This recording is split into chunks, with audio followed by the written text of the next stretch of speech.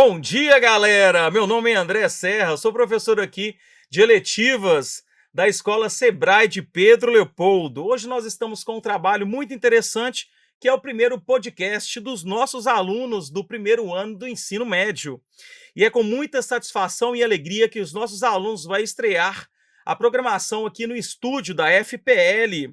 Pessoal, nós teremos aqui debates, assuntos pertinentes dos mundos dos jovens, e os nossos jovens aqui hoje vai trazer várias informações, vão ser protagonistas de assuntos diversos aqui na nossa matéria de eletivas.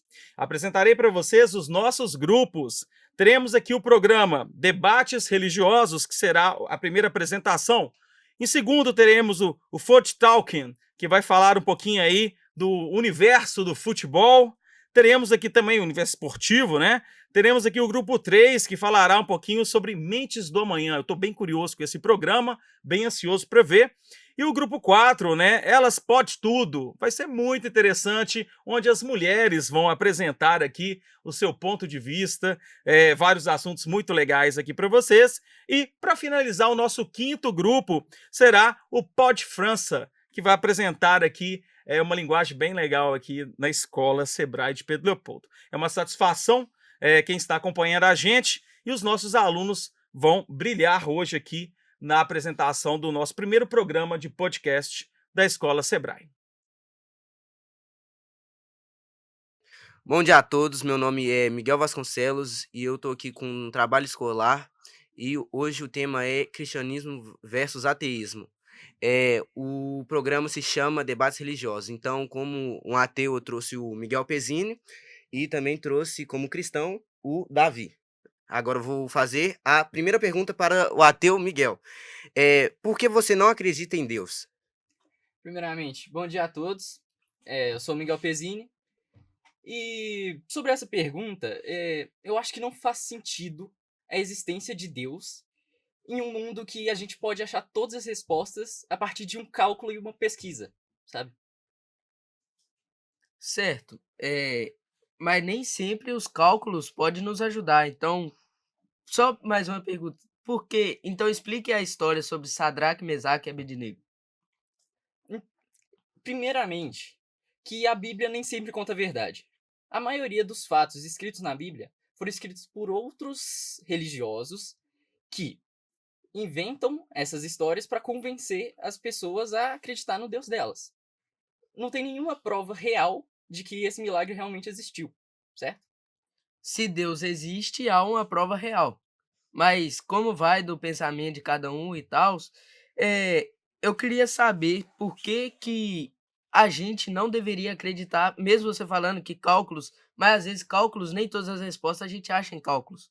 E isso é muito relativo, por conta que tem questões na qual a gente consegue responder através do cristianismo e tem resposta no qual vocês conseguem, responder através do ateísmo.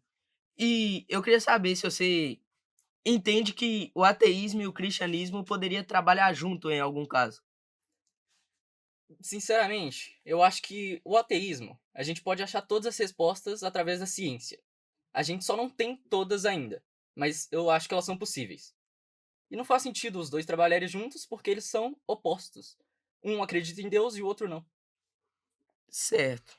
Então tá, o que você acha que a religião pode eh, favorecer as pessoas em si? Você acha que pode ajudar sim ou pode fazer mal às pessoas, a religião como um todo?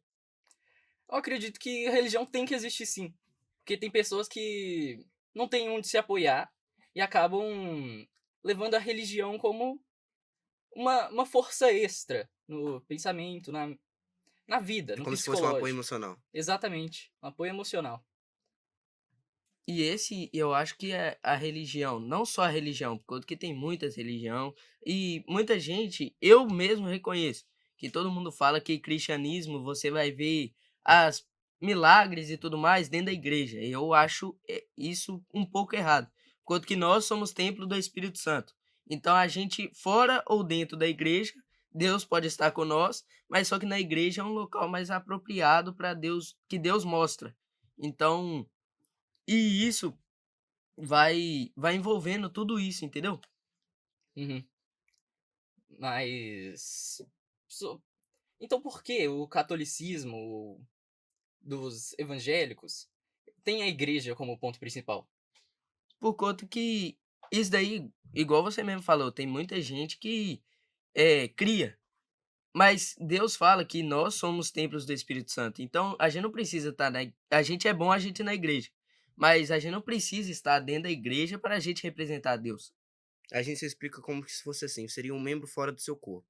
A igreja é como se fosse um local onde a gente se encontra realmente.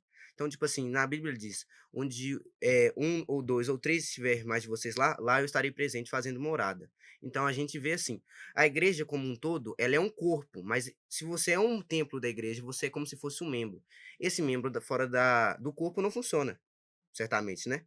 Então, para Certo. nós, um corpo fora da igreja é como se fosse assim, a gente depende de conexões, comunhão um com os outros também. Não é só a parte, eu acredito em Deus, tal coisa. Tem que praticar também. É assim que a gente vê. Então, quer dizer que os não praticantes pode ser considera...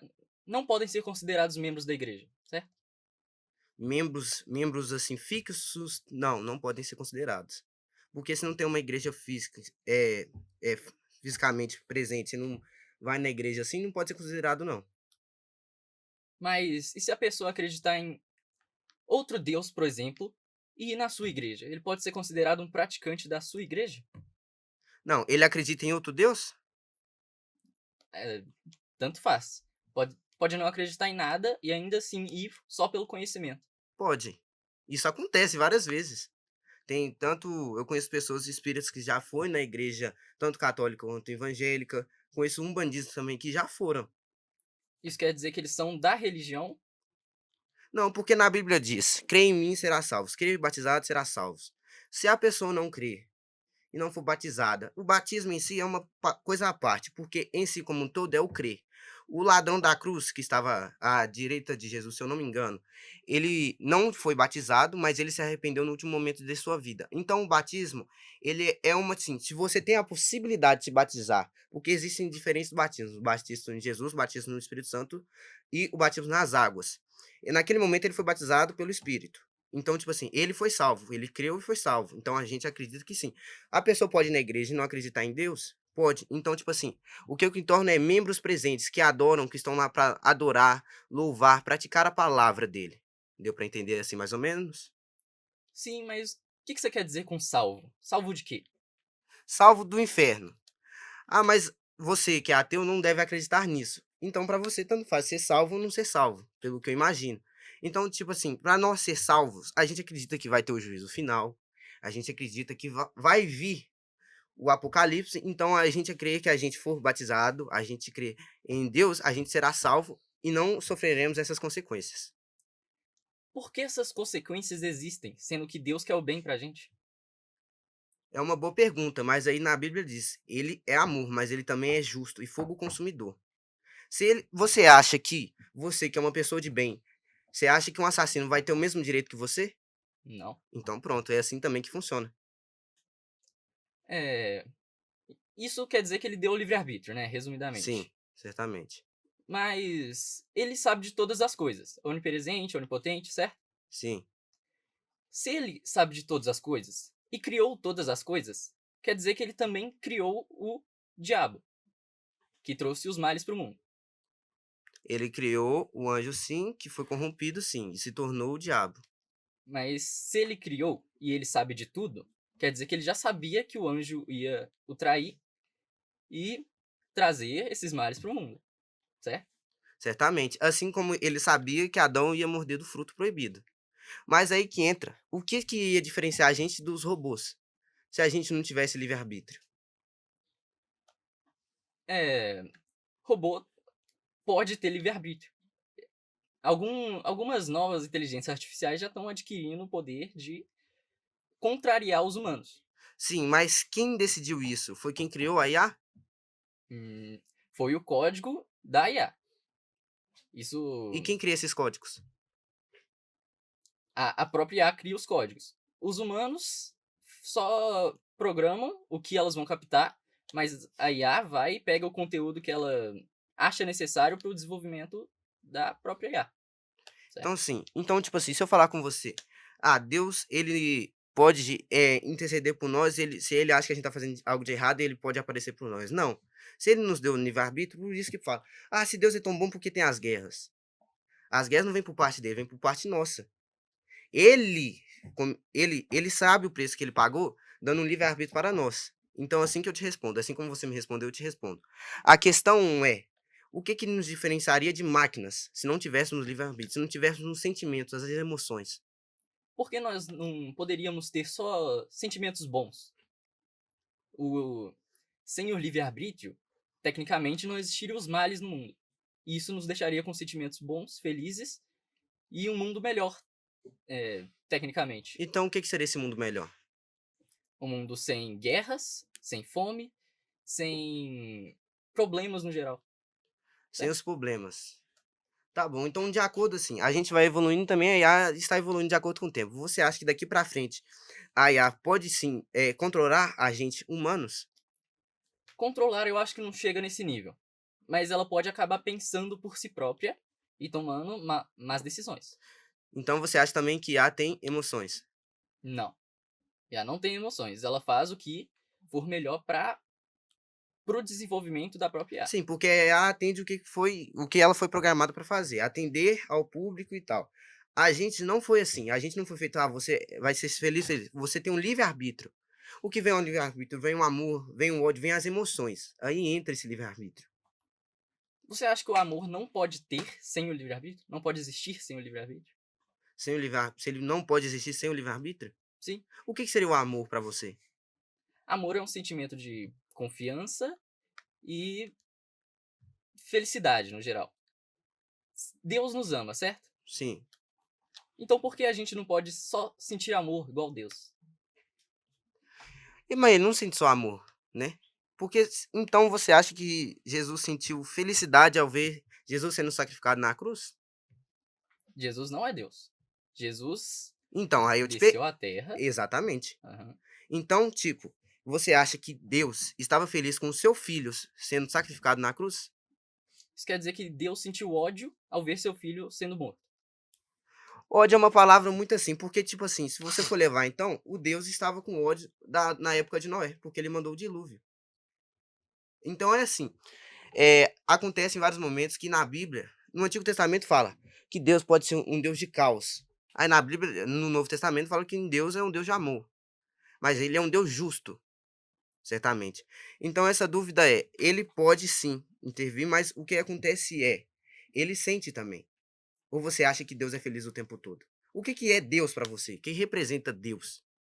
Para mim, Deus é uma criação da humanidade para tentar controlar a população num todo. Porque seria impossível controlar mais de 200 pessoas, por exemplo, só com leis. Porque as leis já não contêm as pessoas no tempo de hoje. E, além do mais, tem os crimes que não são vistos, né? Que não são descobertos. A religião serviu para evitar que muitos mais desses crimes acontecessem. Porque ela propõe que sempre tem alguém observando a gente, certo? Sim. Então quer dizer que a gente não pode fazer coisas ruins sem ser visto por esse algo maior. Então a religião como um todo é algo bom. Aí eu te Sim. pergunto, você acreditar em Deus, você acreditar na religião, você praticar a religião, você acha que é algo que poderia atrapalhar a sua vida? A minha não. Mas eu acredito que na sociedade como um todo pode atrapalhar não existir a religião. Como eu disse no começo, tem pessoas que não conseguem controlar os próprios sentimentos e usam Deus de apoio emocional, Sim. certo? Então, num todo, a sociedade precisa da religião para conseguir viver em sociedade. Senão seria uma anarquia.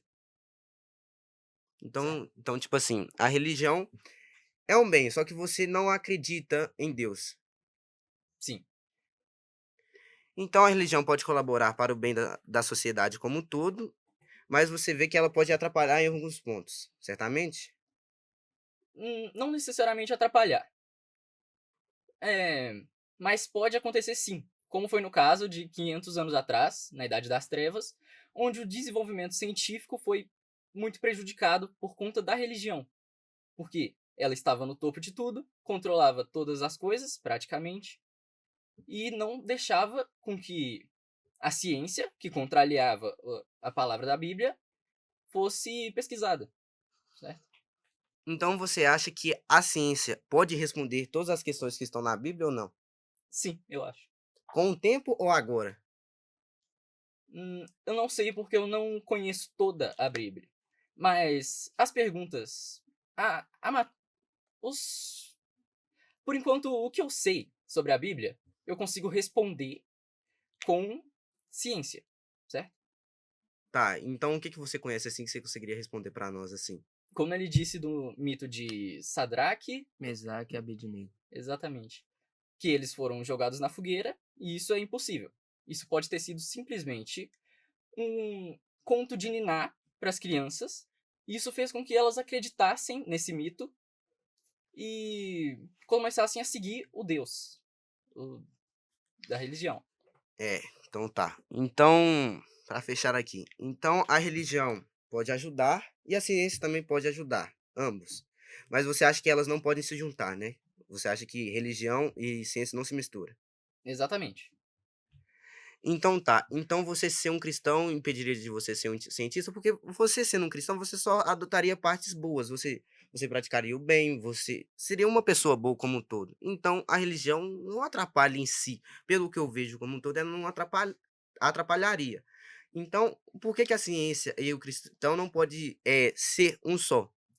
Porque tecnicamente isso vai totalmente contra os princípios do próprio cristianismo, que segue a Bíblia. Tá, quais são os princípios? No caso, a Bíblia. Você pode refutar a Bíblia só usando princípios científicos, como física ou química. Como o do Sadraque, é impossível um homem ter sobrevivido a uma fogueira a mais de 1000 graus, certo? Tá, aí a gente entra numa questão de crer. Eu creio que sim, mas aí vem, você acredita e eu acredito em algo totalmente diferente. Então, a única coisa que a gente pode acrescentar em si ao mesmo tempo, a gente depende das nossas opiniões para viver. Você depende da sua opinião que você acredita que Deus não existe, porque você acredita na ciência, nos fatos que podem ser comprovados. Não todos ainda foram comprovados, mas alguns que podem ser comprovados. E a gente acredita que, tipo assim, a gente crê que algo pode ser possível, sim. Então eu queria saber, só para fechar. Você acha que tanto ele quanto você podem ser amigos? Obviamente, a religião não difere da sociedade. E questões de ética, como respeito, etc., também não dependem de religião. Geralmente está mais presente na cultura. Então o ateísmo não atrapalharia assim, nem o cristianismo atrapalharia a amizade de vocês. Certamente, Davi? Certo. Então a gente pode concluir que opiniões diferentes, visões diferentes podem coexistir, mesmo entre amigos.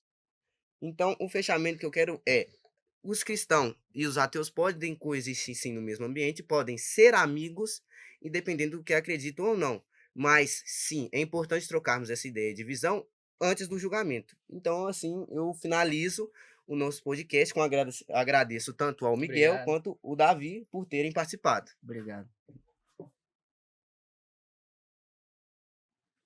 Bom dia a todos. Para você que gosta de futebol, trouxemos hoje o Fute Talk. Meu nome é Cauã Souza e eu trouxe dois convidados, o Miguel e o Antônio. Bom dia a todos. A gente vai apresentar aqui sobre a convocação de seleção brasileira. Vai falar os pontos que tem a melhorar na seleção. E a gente discordou bastante dessa convocação, então vamos Eu sou, comentar. eu sou Antônio, eu vim ajudar no debate e muito feliz em participar. Então, para começar aqui, já vamos começar falando dos goleiros. O que vocês acharam sobre ter convocado o Bento? Um bom goleiro para ficar não relacionado para mim. Se algum goleiro machucar, alguma coisa do tipo. Reserva, então. Uhum.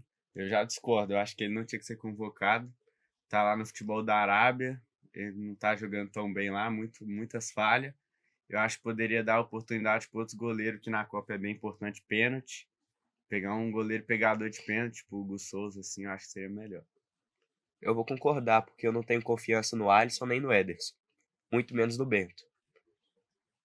Eu não vou falar muito que eu não acompanho esse cara.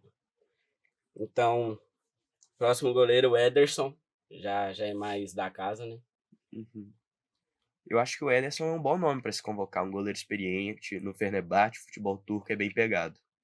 Eu acho que o Alisson e o Edson tinha que ser convocados, já estão há mais tempo na seleção, vão dar uma boa experiência pro resto do time. E eu acho que o goleiro, tirando o Bento ali, não tem muito o que discordar. Eu vou concordar com você, Miguel. Para mim, só trocaria o Bento pelo Hugo Souza. E o Alisson? O Alisson, para mim, não tem que nem debater. O melhor goleiro brasileiro para mim hoje. Bonito.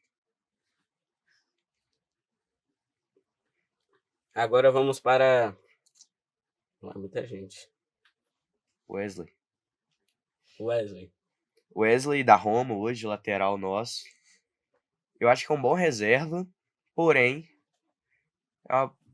não é um bom jogador mesmo assim. Eu acho que tinha que convocar ele. A seleção não tá com muitos laterais bons, ele é o que tinha para convocar. Tá jogando bem lá na Roma e é um bom lateral. É um bom lateral em termos brasileiro, por causa que a gente, desde o Cafu, a gente nunca teve um lateral bom, somente Cafu e Marcelo. É, verdade. Douglas Santos. Eu acho que ele não tinha que ser convocado. Tá jogando na Rússia, futebol que ninguém vê, ele não tá jogando tão bem lá, que é um futebol fraco, que é pior do que o nível do Brasil, e tinha muito lateral melhor que ele para convocar. Vou concordar com o Miguel, com péssimos números, mapa de calor horroroso, muito mal. Eu acho que foi uma péssima convocação. Pra falar a verdade, eu nem sabia que a Rússia tinha futebol assim, né? Danilo, do Flamengo. Eu acho um bom convocado, experiente. Teve gol na final da Libertadores, né? Subiu no cabeceio.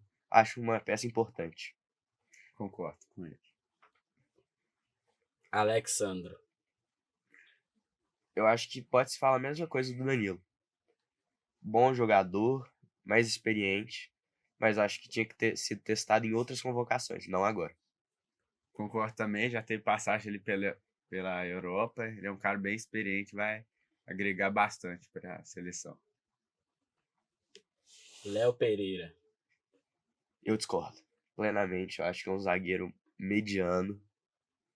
Tem péssimos números. Eu acho que o exemplo Fabrício Bruno, Léo Ortiz também poderia ser convocado. Eu acho que o Fábio Bruno não tinha que ser convocado.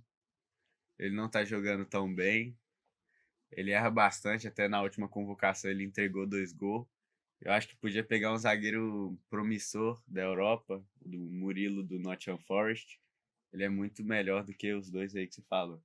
Você falou uma peça muito importante, o Murilo, e eu acho que ele vai estar convocado para a Copa sim. Isso foi, eu acho que foi um teste no caso do Léo Pereira, mas vamos ver. Concordo. Ibanez. Não acompanho muito ele, mas péssimos números e não tem nem nome direito no futebol hoje. É, outro que tá jogando na Arábia, que não é um futebol tão forte lá. Poderia pegar outras peças melhores aqui no Brasil mesmo. Entre ele e o Léo Pereira, eu preferi o Léo Pereira. Bremer. Bom jogador, atuando na Juventus. Importante testar ele. Muito diferente. Eu gostei da convocação do Ancelotti nisso. Também gostei. Gabriel Magalhães. Eu acho que é o camisa 4 nosso, capitão, o melhor zagueiro nosso. Eu acho que o Gabriel Magalhães e o Marquinhos são os dois que mais não tem como tirar da convocação, vão ser os titulares. Eu acho que não tem muita discussão. Para finalizar, então, eu tenho mais 2 perguntas. Vocês, tipo assim, gostaram da parte dos atacantes e dos meios-campistas? Gostei, mas pra mim faltou o Neymar. Pra mim faltou também um acho, 10 ali também que acho. articula o jogo. Faltou Ou um o cara Neymar ou o decisivo. Matheus Pereira. Entre Neymar e Matheus Pereira, eu preferia o Matheus Pereira. Acho que é um cara que tá mais em forma, melhor fisicamente. Eu acho que ele ia agregar mais ao time do que o Neymar, dentro de campo. Então, temos um cara que entende, um cara que não entende. Então, acaba aqui.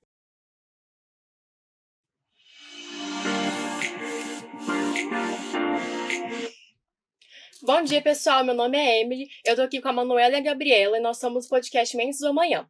Nós vamos discutir sobre a saúde mental dos jovens, principalmente em relação ao futuro profissional, que é um tema relevante, principalmente para quem está no ensino médio, que é um processo entre a transição da adolescência para a vida adulta. Então, é um tema muito recorrente na vida deles. Vou começar a pergunta para a Gabriela. Como a ansiedade sobre o futuro profissional pode afetar a saúde mental dos jovens, na sua opinião? Ok. Bom dia, primeiramente. Bom dia, perdão. Bom dia, meu nome é Gabriela. E hoje eu vou falar sobre isso, né? Então, assim, a ansiedade, né, ela pode prejudicar muito o bem-estar do adolescente, do jovem. Porque, assim, os jovens em geral, eles têm muita ansiedade, né, sobre as coisas, pensamentos, né, porque eles estão se descobrindo agora. Então, assim, a ansiedade, ela pode prejudicar, né, o bem-estar, porque pode prejudicar o sono, a concentração, prejudica muito, assim, no seu desenvolvimento do seu pensamento também sobre a sua profissão. Então, assim, isso pode gerar também medo constante, pode gerar insegurança, né, ansiedade em si mesmo. Então, assim, ansiedade em relação a esse futuro profissional é uma coisa, assim, é um grande dilema, né? Então, assim, isso pode prejudicar muito, mas ao mesmo tempo isso pode ser bom porque ele já começa a pensar sobre o que ele vai ser. Mas, resumidamente, assim, essa ansiedade pode até prejudicar ele em fazer as coisas do dia a dia, que ele começa a pensar muito, o que será que eu vou fazer, né? Como que eu vou ser? Será que eu vou conseguir ou não? Então, isso pode prejudicar até nas coisas do dia a dia, né? Nos estudos e tudo mais. Então, é isso. Manu, algo a acrescentar? Não, acho que ela falou bem. Pergunta agora para Manuela. De que forma a pressão familiar pode influenciar na escolha da profissão? Então, oi gente, meu nome é Manuela Gato e eu vou responder a pergunta dela. Então, muitas vezes os jovens escolhem as profissões por influência da família, né? Por medo do julgamento ou porque eles querem agradar mesmo. Mas eu acho que isso tá muito errado. Você tem que escolher o que você vai seguir, porque, querendo ou não, você tem a opção ou não de seguir essa profissão pro resto da vida, mas normalmente as pessoas escolhem a profissão pra continuar a carreira e se tornar um ótimo profissional. Então, eu acho que você tem que ter, não tem muito que, ligar pra opinião da sua família. Você tem que escolher o que você acha que vai ser melhor pra você poder seguir a sua carreira como você acha que vai ser melhor. Bom, agora pergunta para Gabriela. Sim. E como o medo do jovem de fracassar impacta na autoestima? Eu acho que o medo dos jovens de fracassar é porque deixa eles muito inseguros, sabe? Eu acho que isso prejudica muito na hora de escolher, né? Porque nessa hora é uma hora crucial, assim, de ter muita calma, né? Assim, de poder escolher o que realmente ele quer, o que vai dar estabilidade financeira. Então, assim, eu acho que nisso também eles começam um pouco, talvez, a se comparar com os outros, né? Ficar mais com medo, mais inseguro mesmo, porque eles ficam muito pensando, será que, né, vai dar certo ou não? Então, eu acho que isso também, uma solução para isso, né, ou pelo menos uma coisa que pode ajudar, é conversar com os pais, com os amigos, né, assim, para poder ter mais concentração, mais foco na hora de ter a certeza de escolher. Então, assim, é um momento, assim, que realmente é normal ter esse nervosismo, mas que é bom ter mais cautela, né, assim, então ter um psicólogo, por exemplo, já é interessante. Eu acredito que psicólogo nessa fase é muito importante, principalmente porque com a vida adulta batendo na porta já, né, principalmente com 17, 18 Uma pressão anos, muito grande, né? uma pressão muito grande de todos os lados, professores, mesmo da família, que muitas, pelo que eu vejo assim no contexto social maior, pessoas que têm família de baixa renda, mas acabam tendo a possibilidade de ter um estudo melhor, uma educação de qualidade, acaba que a família põe muita pressão em cima para ela poder aproveitar a oportunidade que ela tem, entendeu? E isso atrapalha bastante, porque às vezes a pessoa não sabe o que ela quer fazer e fica nessa estagnação de não saber e de ficar se sentindo atrasada em relação aos outros jovens. Sim, até porque eles estão se conhecendo agora, né? Então, assim, ter um psicólogo é muito interessante. É essencial, né? Agora, Manu, puxando o gancho de autoconhecimento, por que o autoconhecimento é tão importante nesse momento para os jovens? Então, como eu falei anteriormente, você ter o autoconhecimento é muito importante, né? Pra você poder saber quem você é, pra aí sim escolher a sua profissão. Não só em profissão, mas na vida, todos têm que se conhecer antes de tomar uma decisão pra seguir carreira, né? E eu acho muito importante você se autoconhecer, né? Porque você tem que, né, se entender, saber do que você gosta, do que você não gosta, o que você acha errado ou certo. Então, eu acho muito importante. Algo a acrescentar? Não, acho que ela falou bem, sim. Agora a pergunta pra você. De que maneira as redes sociais aumentam essa pressão, né? Agora com a como fala? Informação em massa, né? Porque por mais que você tenha muita plataforma para ter de base, para pensar no seu futuro e tal, acaba te prejudicando, porque você vê várias pessoas da sua idade de outros lugares, de outras escolas, fazendo escolhas e você, às vezes, não sabe o que quer fazer, ou as pessoas esperam de você uma coisa e não é o que você quer seguir. Então, assim, essa informação em massa das redes sociais prejudica bastante. Eu acho, tipo assim, por um lado ela pode ajudar a você até descobrir coisas novas, que você alguma profissão que você nem sabia que existia, né? E também é você decidir um pouco mais, ver, isso aqui eu gosto e tal, isso é interessante, como funciona, né? Sem entrar um pouco mais dentro desse mundo profissional, sabe? Você vai ver um pouco mais de opções, né? Vai pensar, vai conseguir pensar mais a fundo sobre isso, é isso que eu quis dizer. Então, assim, mas ao mesmo tempo, ele pode prejudicar, porque pode trazer muita insegurança, né? Porque você fica com medo, porque são muitas opções, né? Você vê alguns exemplos, às vezes, na rede social que não dá certo, aí você pensa, eu queria fazer isso, mas não deu certo, será que vai dar certo comigo?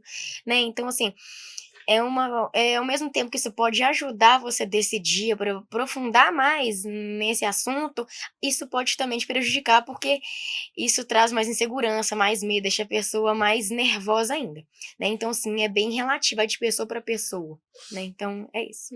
Eu acho que você também, você ter contato com as redes sociais e ver, às vezes, um amigo seu, entrei na faculdade e na faculdade dos meus sonhos, aí você vai lá, faz as provas que precisa e acaba não entrando. Aí você fica na expectativa ruim, né? Tipo, poxa, ele conseguiu e eu tô aqui ainda ficando pra trás. Então, é bem difícil mesmo.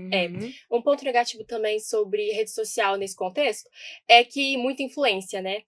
Tem influência positiva, mas tem influência negativa. Às vezes a pessoa, ela vê todo mundo indo para um curso, indo para uma faculdade que não era o que ela queria, mas ela fica, tá todo mundo, vou também. Aí acaba que ela pode se frustrar porque não era o que ela queria depois, pode até se arrepender por causa da escolha errada que fez. Claro. Tem que ter muita cautela nessa hora. Agora a pergunta para Manuela. Sim. Quais são os desafios de escolher entre o que gosta e o que oferece estabilidade financeira? Então, tem muitos empregos hoje em dia que a gente não consegue ter um salário muito bom, né? Mas eu acho que minha mãe sempre falou pra mim que independente da profissão que você escolher, se você for um bom profissional, você tem sim chance de ganhar um grande dinheiro, ter uma estabilidade financeira ótima. Mas então, essa diferença, o meu sonho sempre foi mexer com medicina. Só que eu acho que parcial, tipo, uma parte desse sonho, era por causa da estabilidade financeira, porque todas as pessoas da minha família que mexem com medicina são pessoas muito ricas e essas coisas. E eu queria muito poder ter isso.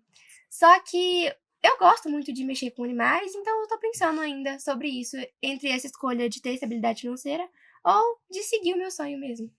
Claro. Você tem algo pra falar? Acho que sim.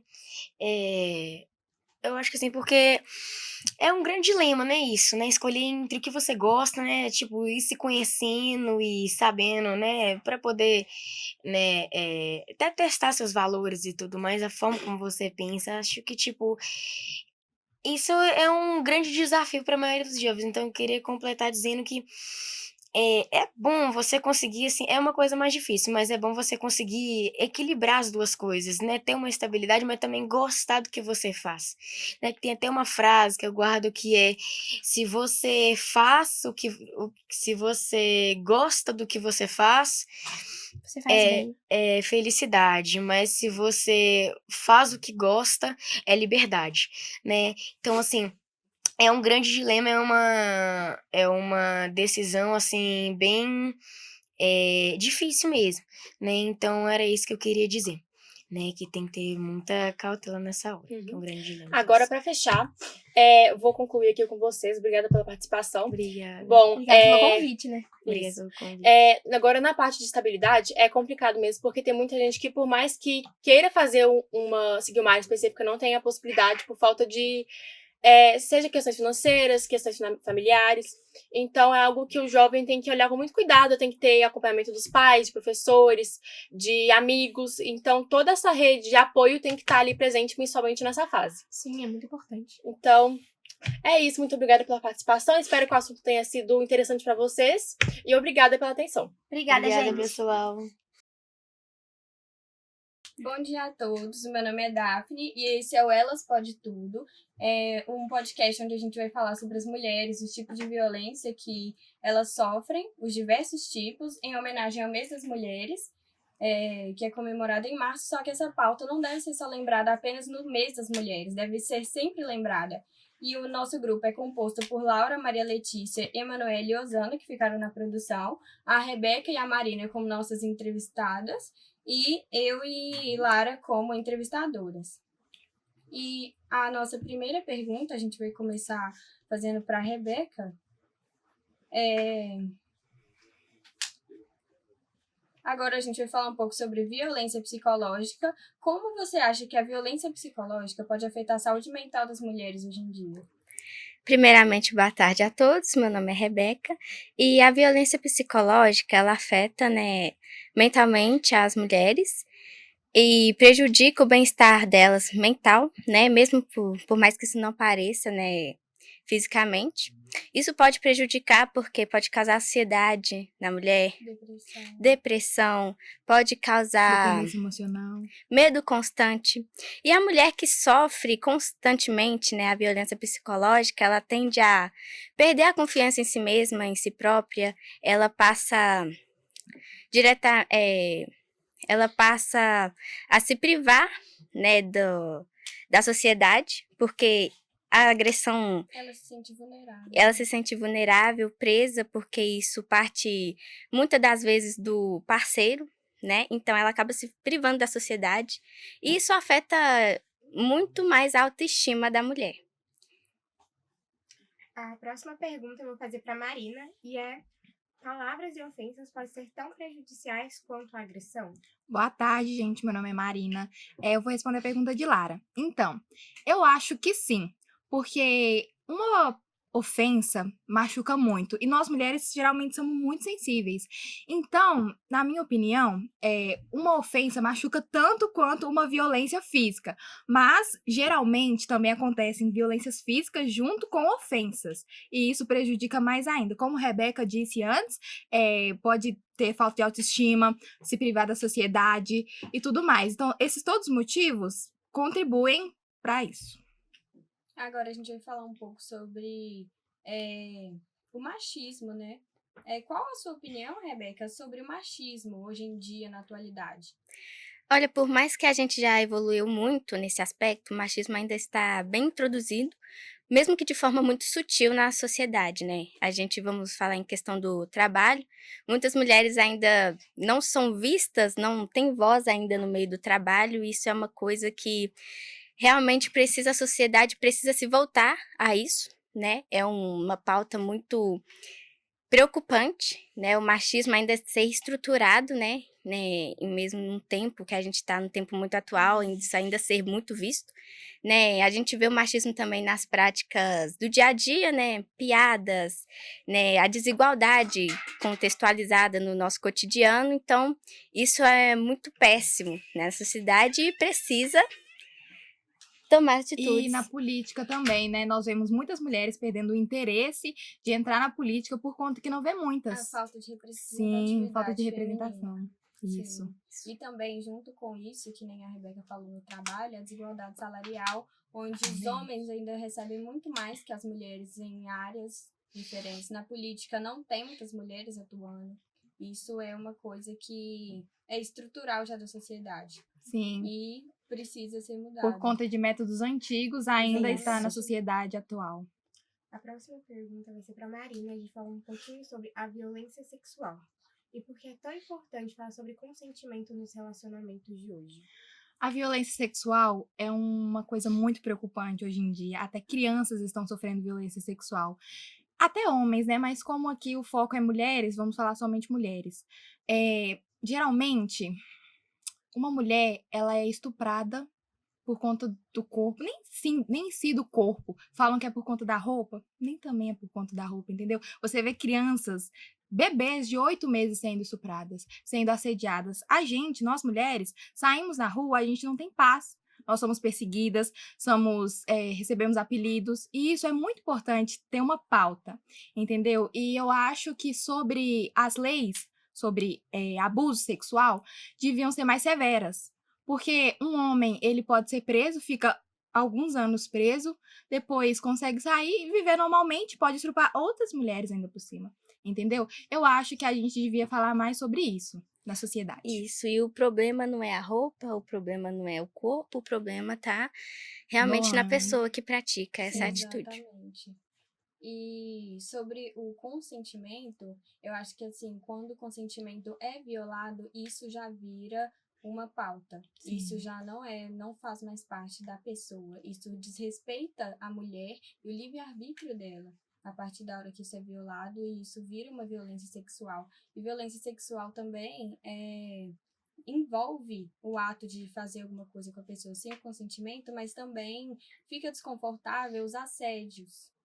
Os assédios, tanto só com palavras, um assovio na rua, que muitas mulheres que estão assistindo isso, eu creio que a maioria já passou por isso e passa, porque isso, infelizmente, faz parte da nossa vida, né? Infelizmente, isso acontece e isso é muito preocupante, porque isso foi normalizado pela sociedade. Então, Verdade. entrando nisso, a gente poderia falar sobre a opinião de vocês sobre essa normalização do assédio, do machismo na sociedade. Minha opinião sobre isso, sobre o assédio, muitas mulheres têm vergonha de falar sobre, e eu não entendo o porquê.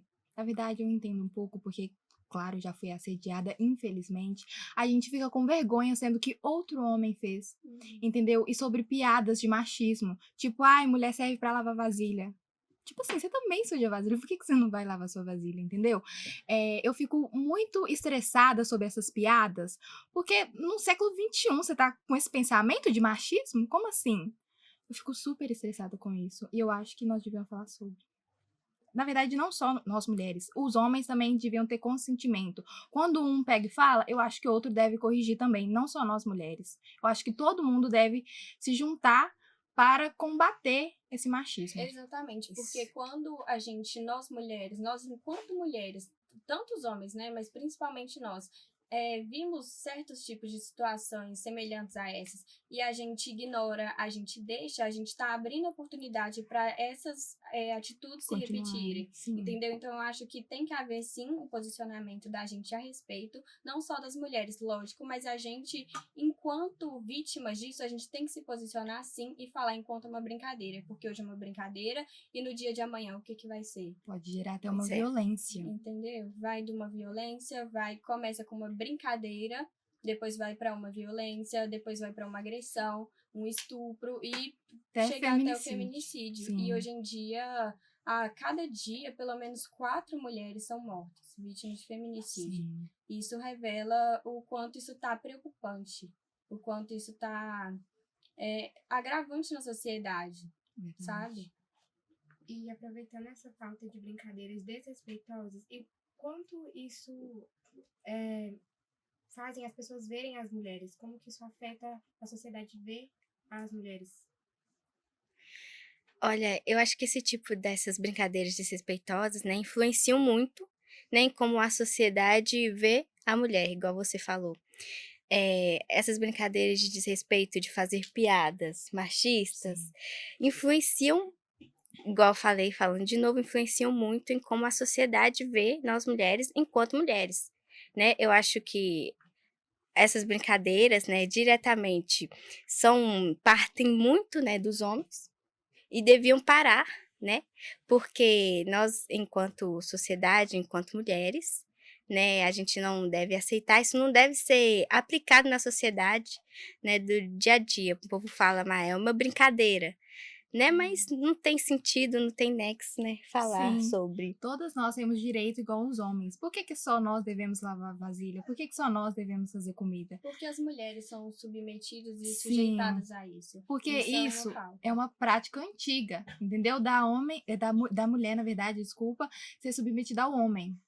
E hoje em dia não é assim mais. Nós mulheres trabalhamos, como você disse, recebem menos que os homens, não estamos na política, tem vários outros motivos, entendeu? Se nós conseguimos fazer a mesma coisa que um homem, por que que nós não temos o mesmo direito que eles? Exatamente. E o nosso podcast, o Elas Pode Tudo, significa isso, que as mulheres podem e devem ter voz na sociedade, Sim. uma vez que isso não está sendo feito, uma vez que ainda no atual século que a gente vive, na nossa sociedade ainda, as mulheres são assediadas, as mulheres são desrespeitadas, sofrem violências, tanto física, morais, de todas as formas, sabe? As mulheres ainda são vítimas de feminicídio e cada vez mais está pior. Então, o Elas Pode Tudo, a gente queria levantar essa pauta em homenagem ao mês das mulheres e falar sobre isso, sobre como isso está afetando a sociedade, principalmente nós mulheres, né? Porque nós realmente sentimos isso. E agora a gente falando um pouco sobre um relacionamento, essas coisas assim, como que vocês acham que os ciúmes pode levar a um homem cometer um feminicídio com as mulheres? Começa a partir do homem sentir ciúme de tudo. De uma mulher conversar com um homem, até com um primo. Você conversa com um primo, ele já sente Até ciúmes. mesmo com amigas. Sim, até mesmo com a amiga. Começa a empurrões, beliscões, xingamentos. E isso vai agravando para violências, tanto físicas, como eu falei, né? Que é xingos, violências físicas. Depois a mulher começa a se acostumar. Ela fica com vergonha de falar isso para os familiares, vergonha de ligar para a polícia. Aí isso pode gerar até um feminicídio, de um homem não gostar de ela andar na rua com tal tipo de roupa e acontecer um feminicídio, só por conta que ele não gostou do jeito que ela falou com ele, só por conta da roupa dela, só por conta que ela não fez isso e isso dentro de casa. O ciúme. Ele Quando começa a a gente achar já que se tem relaciona. posse dela e tem posse da Exatamente. vida E dela. levantando, falando sobre isso, dessa pauta que a gente levantou, sobre não aceitar o fim dos relacionamentos, né? Isso é uma outra coisa que leva ao feminicídio, perseguições. A gente vê hoje em dia muitas mulheres que acabam com o relacionamento, terminam, só que o seu parceiro não aceita. Sim. E disso ele acha que tem direito sobre ela, eles acham que ainda estão numa relação e acabam cometendo isso, né? Quando ela consegue sair dessa relação, ela se liberta. Mas o homem ainda acha que tem posse dela. Ele acha que ele ainda tá preso a ela e quer comandar ela. Então ele começa a perseguir ela, começa a mandar mensagem. Aí a mulher vai à polícia, mas geralmente não resolve muito, entendeu? Aí ele fica com raiva porque ela está namorando outro, está seguindo a vida dela normalmente e pode até cometer um feminicídio e matar o namorado dela também. São 2 vidas mortas por bobeira. Exatamente. E aproveitando essa pauta, por que vocês acham que a maioria dos casos de violência contra as mulheres vem dentro da sua casa, como marido, tio, familiares? Porque geralmente, né, essas agressões, essas violências partem, né, do parceiro ou de alguém próximo, algum familiar próximo. E fica difícil delas saírem desse meio por... Fica difícil delas saírem, como fala? Dependência financeira, dependência emocional. Sim. Fica difícil delas se retirarem desse meio. Eles acabam privando elas também, né, de fazerem isso, acabam tirando o contato delas, da mulher, da família, dos amigos, e acaba ficando ali naquele mundinho em que ele agride fisicamente, verbalmente a mulher, ela não tem voz, ela não tem liberdade, e fica presa ali a esse mundo. Então, é realmente uma situação difícil e que ainda é muito presente no nosso país, em várias casas aqui, em várias famílias. E como vocês acham que as mulheres deviam se posicionar a respeito disso, dessas situações? Como são várias situações, sobre as brincadeiras, como você mesma disse, quando, assim como homem fazer uma brincadeira, nós já devemos parar. Tipo assim, isso não tem graça. Colocar limites. Colocar essa limites, é outra coisa muito sim. importante. Sobre um assédio. Tô andando na rua normalmente, sou assediada. Pelo menos chamar a polícia, entendeu? Para esse homem ter uma punição. Sobre violência doméstica. Como eu acho muito difícil uma mulher já ir à polícia de uma vez, porque ela fica com vergonha. Eu acho que devia procurar um psicólogo para explicar a situação, tratar, sabe? Porque, querendo ou não, dá aquela vergonha. Tipo assim, nossa, eu tô sendo agredida, eu tô As sendo mulheres assediada. começam a sentir nojo de si De si mesma. mesma. Tipo assim, começa a sentir nojo do seu próprio corpo. Por conta Exatamente. de um homem. Ele fez com ela e ela tá sentindo nojo do seu próprio corpo. Exatamente. E isso gera várias sequelas psicológicas, né? Sim, ao longo da Ela fica vida. muito afetada e vulnerável, né? A qualquer tipo de situação. Principalmente crianças, quando são abusadas. Elas não entendem na hora, naquela idade, mas quando entram na adolescência e na vida adulta, entendem como isso é preocupante e começam a entrar numa depressão, numa ansiedade, não conseguem entrar em outro relacionamento por conta desse abuso, entendeu? E umas não conseguem tratamento médico, porque acham que isso é bobeira e acham que só elas que tá fazendo drama, entre aspas. Exatamente. E isso nos leva a outro questionamento de por que a sociedade ainda enxerga isso das mulheres, enxerga que às vezes é um drama, às vezes é um exagero, sendo que na verdade pode ser uma situação bem pior que está acontecendo. Igual o machismo, ele ainda está muito estruturado na nossa sociedade. Eu acho que esse pensamento vem, né, de muito tempo atrás, até nos dias de hoje, ele ainda está muito enraizado na nossa sociedade. Isso de invalidar, né, o que a gente pensa, o que a mulher sente, isso vem de um pensamento muito antigo e devia mudar, né, nos dias de hoje. Porque a questão, né, de falar que é um drama, é uma bobagem, a questão da roupa. Ai, porque você estava usando uma roupa curta, uma roupa indecente, a culpa é sua. Isso é realmente um pensamento muito triste, um pensamento muito medíocre que devia ser mudado, que deve ser mudado, deve ser pensado nos dias de hoje. Falam que nós estamos dando brecha para homem, por isso que nós somos assediadas, por isso que nós somos estupradas. E isso é deplorável. E exatamente, essa questão da roupa mesmo, não é sobre a roupa, é sobre a pessoa, é sobre o pensamento da pessoa. Sim. Porque se fosse a roupa, se fosse o corpo, bebês de meses não estariam sendo estuprados. Entendeu? Exatamente. É sobre o psicológico da pessoa. Essa pessoa não está bem, de verdade. Pra quem fazer isso? Exatamente. E pior do que quem faz é como a pessoa, a vítima, a pessoa atingida fica. Sim, verdade. Sabe, as sequelas que ela leva pro resto da vida. Não é fácil se curar, se libertar disso. Isso exige muito tratamento psicológico, exige muitos anos, muita coisa. E tem muitas mulheres que ainda não superam isso. Verdade. Porque é uma coisa muito difícil. Eu fico impressionada negativamente quando acontece um abuso e eles perguntam: ai, mas o que o assediador falou? O que o abusador estava pensando? Então, a gente vai encerrar o nosso assunto Sim. hoje, deixando esse questionamento para a sociedade, para as pessoas, para nós, enquanto mulheres, de deixarmos certas brincadeiras, certas coisas acontecer, sem impor limites, e também deixar esse questionamento, né, para a sociedade, tanto para os homens quanto para as mulheres, para todos, sobre por que ainda isso acontece tanto. Por que as mulheres ainda não têm voz? Sim. Afinal, as mulheres podem tudo, né? Claro, nós podemos, nós temos todos os direitos que os homens têm também. Então é isso, gente. Boa tarde a todos. E muito obrigada pela oportunidade. Boa tarde, gente! Eu sou a Gabriele e estamos apresentando o Pod França. Hoje estamos aqui com o Luí, que veio diretamente lá da França, e hoje a gente vai fazer algumas perguntinhas para ele, para ver como que tá indo o tempo dele aqui no Brasil. Então, vamos falar umas coisas sobre o idioma. Foi difícil se adaptar ao idioma aqui em português? Bom dia a todo mundo. Sou um pouco, porque eu preciso muito tempo para aprender como falar português. Eu entendo bem, mas para falar eu preciso mais de 6 meses. Foi muito longe. foi um pouquinho difícil. Você Sim. teve muita dificuldade. Teve alguns momentos que você se deparou com gente fazendo gracinha com você? Zoando com a sua cara?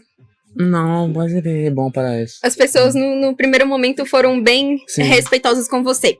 Beleza. O seu nível melhorou rapidamente, assim? Seu progresso de falar português foi aprimorando? Para entender, primeiro mês muito rápido. Depois não, foi muito longe. E para falar, eu preciso de 2 semanas para falar bem, mas a primeira vez que eu falar para a verdade foi 6, 7 meses depois. Claro. Eu queria fazer uma pergunta. Qual que é a palavra mais difícil de pronunciar?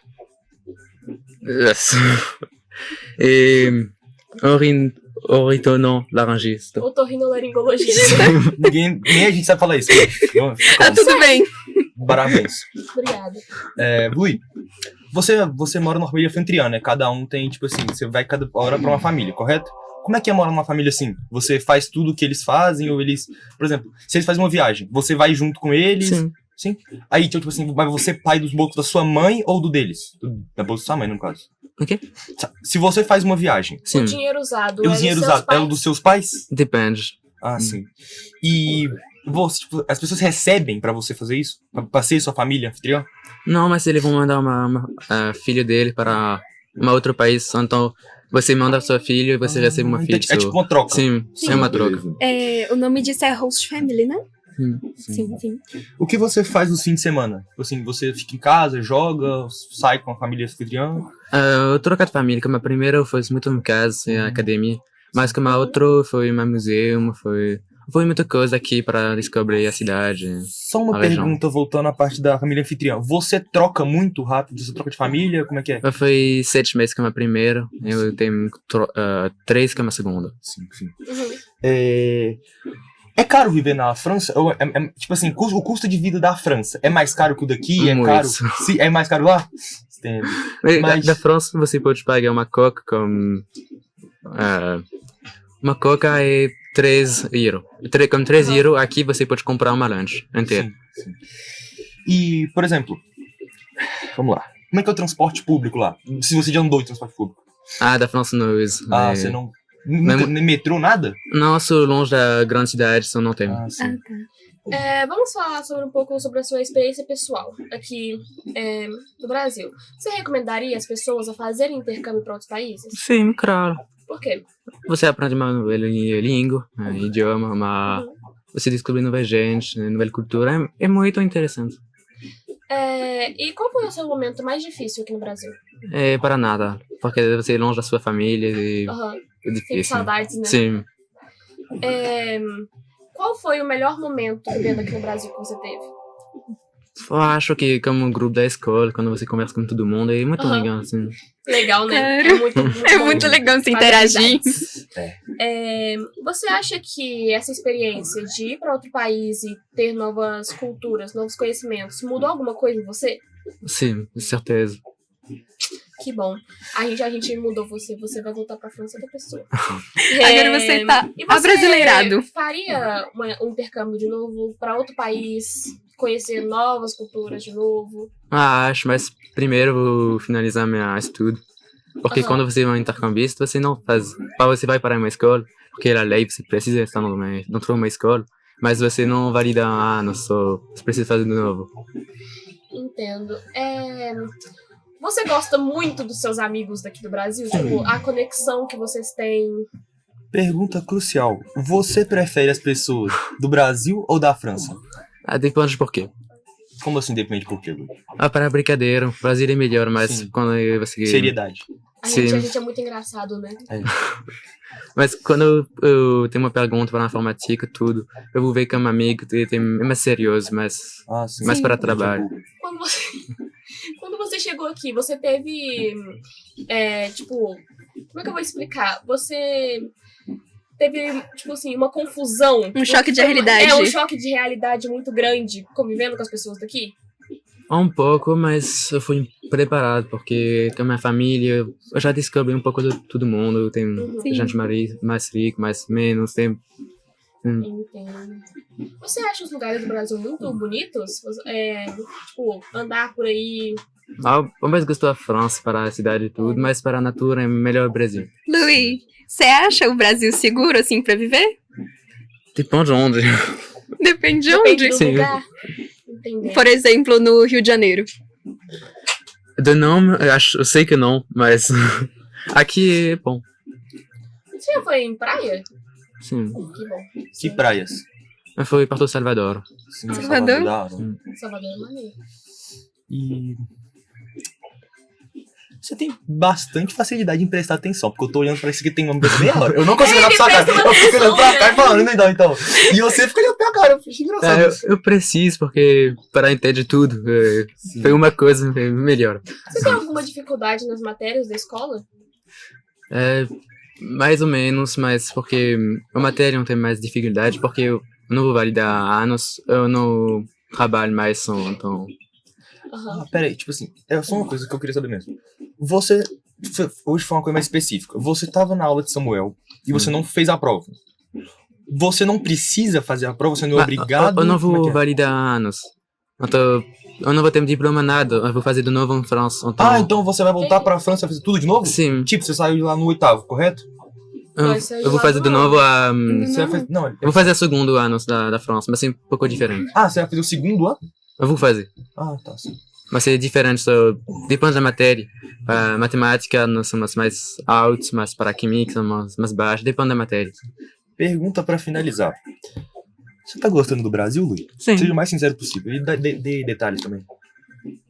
Eu não cresci esse tempo aqui, pelo amor de Deus. Demorou 25 minutos. A gente tem que tentar ser melhor, né? Vamos ser melhor. Pergunta mais precisa e mais simples para responder. A adolescência na França é muito diferente da adolescência daqui? Acho sim, mais cedo. O que vocês fazem lá? Tipo assim, de convivência mesmo. Eu tenho essa É a mesma curiosidade. coisa, mas é mais cedo. Para a menina, depois de 14 anos, todo mundo já acabou e é mulher. Entendi. É mulher. Todo Depois mundo do 14 é mulher. É para... Que a mulher não é mais criança. Acabou o vídeo, menino. Acabou o vídeo. É isso aí. Então, temos imprevistos e vamos acabar por agora. Eu peço agradecimento. Desculpa por acabar por agora, mas é isso.